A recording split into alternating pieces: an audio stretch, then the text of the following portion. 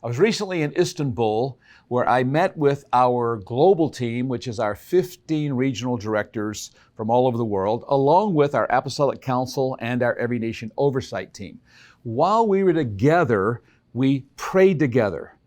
We had some serious, significant theological discussions together, and some of those discussions led to debates and even some disagreements, but we came to a place of unity and we made some decisions, some strategic decisions about expansion. We also ate together.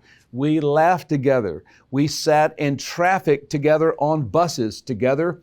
We even took a day and flew in the morning, early morning, from Istanbul to the ancient city of Ephesus and walked the streets of Ephesus where Paul preached, where Paul was arrested, where Paul was beaten. We went to the big amphitheater in the center of Ephesus where Paul preached and where for 2 hours they shouted, "Great is Artemis of the Ephesians." Then we went back to the airport and flew back to Istanbul that same day to continue our discussions with our regional directors and our Apostolic Council and our oversight team. When all that week was finished and people got on planes to go back home to different parts of the world, if I could describe how people left and what people told me through text messages and different types of communication, whether in face-to-face or when they got home, me summarizing everyone's summary of the meeting is that we grew stronger together.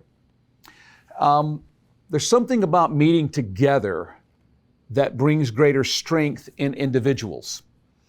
There's a scripture in Romans 1 I want to look at that has that concept of stronger together, of strength together, of what happens when we get together and why it's important to do that no matter the cost. Romans 1 and verse 10 says this, "Always in my prayers, asking that somehow by God's will, I may now at last succeed in coming to you." And so Paul has not been to Rome. He's not been with the Roman church, but he says this, I somehow in God's will want to succeed in coming to you.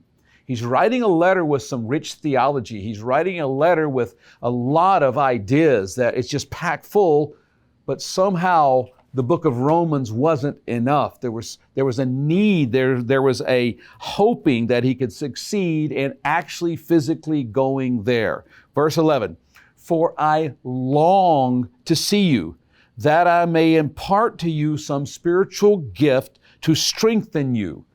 And so he says, I hope that I succeed in coming to you. Then in verse 11 he says, "I long to see you, to be with you." Verse 13, he says, "I do not want you to be unaware, brothers, that I have often intended to come to you, but thus far have been prevented."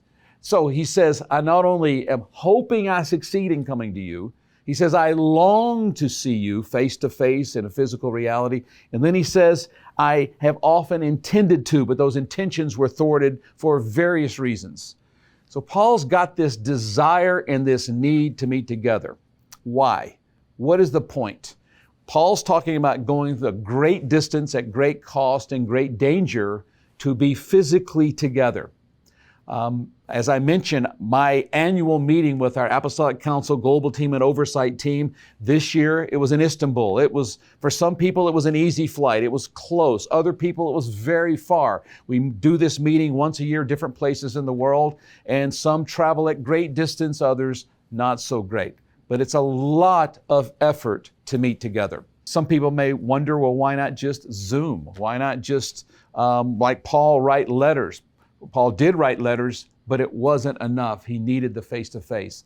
If I learned anything from the lockdowns around the world during COVID, it's that we need to meet together. I appreciate the technology sometimes, but it left us longing for something more. But what is that? And so verse 11, he says, "I long to see you that I might impart to you some spiritual gifts." And here's the key phrase, "to strengthen you." There is a strength that happens from person to person when we're actually gathered together. Information can be communicated and distributed through other mechanisms like this letter Paul sent, or like what we're doing right now, shooting a video or an audio recording. There are many ways to transfer information, important information, rich theological information, very important information for the church that Paul is writing to. That's valid. But there's a relational aspect that's always missed unless we're face to face, unless we're physically present with one another. And when we are, there is a strength that happens. There's this idea of we are stronger together.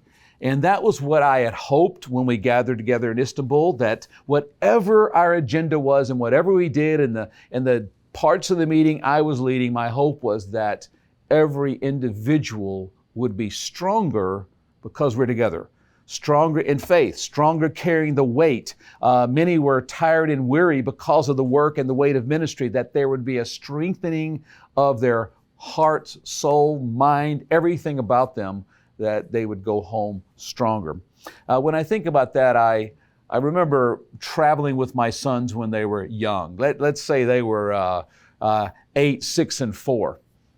And we would travel in those days from the Philippines to the U.S. once a year. And when we would go back to the Philippines from the States, in those days it was difficult to buy certain products. Now we can buy just about anything anywhere in the world when you find a major city with globalization. But in those days it was difficult, so we would travel from the Philippines to the U.S. with light bags, not much in them, but we would buy, whether they were food items or whatever, and take it back to the Philippines. So we had these large duffel bags. And I can remember my boys did this voluntarily, but 3 of them would get one of these large duffel bags.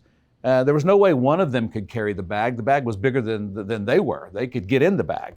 But the 3 of them could carry one. I would have a bag. This was also in the days before all luggage had rollers, and they could carry this large bag. I'm certain it weighed more than any one of the 3 of them weighed. But together there was a strength that they could do something and carry and help in a way that they couldn't possibly do it alone. Perhaps you've heard of the Belgian draft horse, one of the strongest horses around.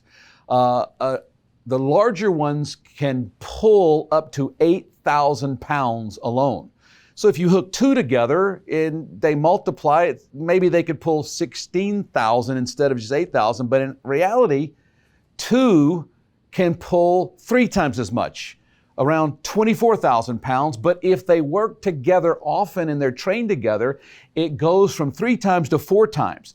2 of them who have trained together and worked together can actually pull 32,000 pounds. So 1 can pull 8, 2 can pull times 3, 24, but 2 that have worked together multiple times can multiply their strength times 4. And I think that's sort of what happens with us. Leaders, spiritual leaders, carry the weight of ministry. They do the work of ministry, but more than that, they carry the weight of ministry, the weight for their campuses, the weight of ministry for their cities, for their nations, for expansion. But when we get together, we're able to carry the weight of ministry, not doubling, but sometimes tripling or quadrupling our capacity because we're together. And that was our prayer and our hope when we gathered together. And I think from what I've heard from people as they've gone home stronger in faith and with the ability to carry more because we're doing it together. Let me encourage you as a leader. Don't lead alone. Don't carry the weight of leadership alone. Don't carry the weight of your city, your church, your university campus alone. Team up with others. Because if we do it together, we are stronger together than alone. May God give you the people to carry the burden with you and to multiply your strength exponentially.